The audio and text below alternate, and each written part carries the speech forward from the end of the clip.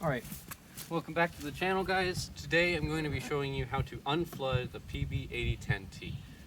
So let's start with what you're going to need. You're going to need some sort of towel. Any towel will do. Bathroom towel, shower towel, whatever, towel-like stuff. You're going to need your spark plug socket, and then you're going to need some sort of clamping device. So I'm going to use vice grips. You can use normal pliers. You can use needle nose pliers. In this situation, I'm going to be using vice grips only because they hold themselves and they don't need to be held, right? First step, I'm going to show you how to flood it, and then I'm going to show you how to unflood it. So first things first, you're going to make sure that your ignition switch is off so that it's not sending spark to the spark plug, so it's not going to actually start. You're going to make sure your choke's off. It's not really that big of a deal because you're not trying to start anyway. And then I'm going to prime it a bunch.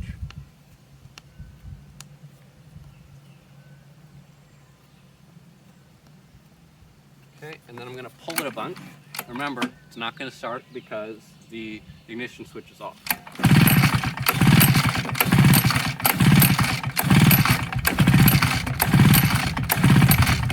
And the only thing we're doing in this situation is trying to get a bunch of gas in the piston. So now I'm going to prime it a bunch more.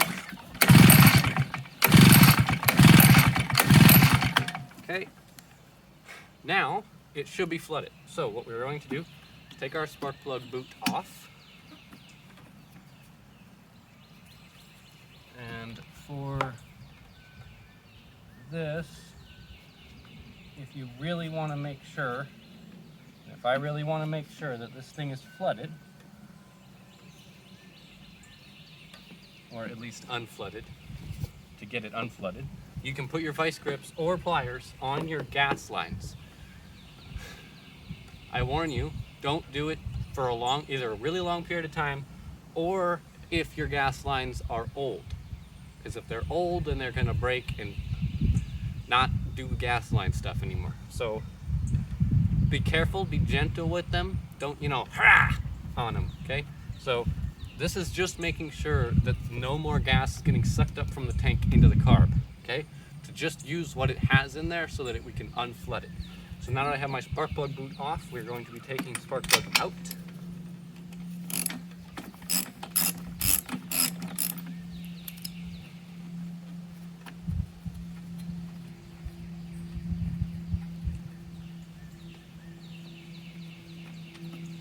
And it is wet. Okay, so let me show you. This is how you can tell that your spark plug is, or that your engine is flooded. So you can't tell super well on camera, but in person I can see that it is wet.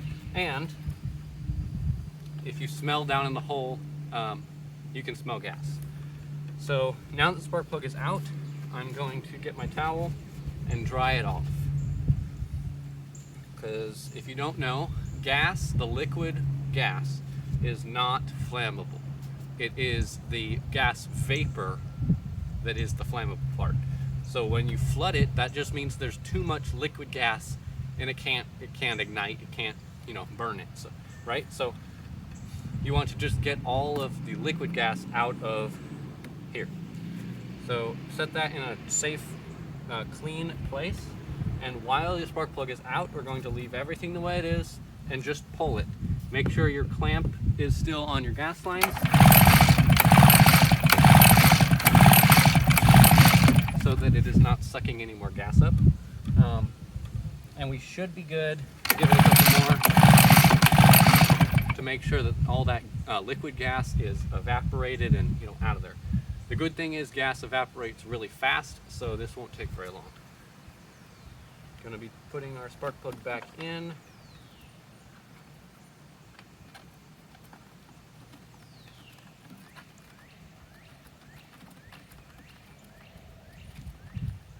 Get it finger tight, and then you're going to put it in with your ratchet. And remember, with always putting spark plugs in, you never want to crank them down super tight. You just want to get them nice and snug so they don't fall out and give a good seat. Spark plug boot on, make sure it's all the way on. Now we're going to take our clamp off. Choke on. So if you haven't seen my starting sequence of the 80-10, you can go back and watch that. That'll explain everything I'm about to do except for prime the gas. Now we're going to take our ignition switch, switch it on, push it down a little to give us a little bit of, just push the throttle in, give us some cruise control, and it should just fire right up.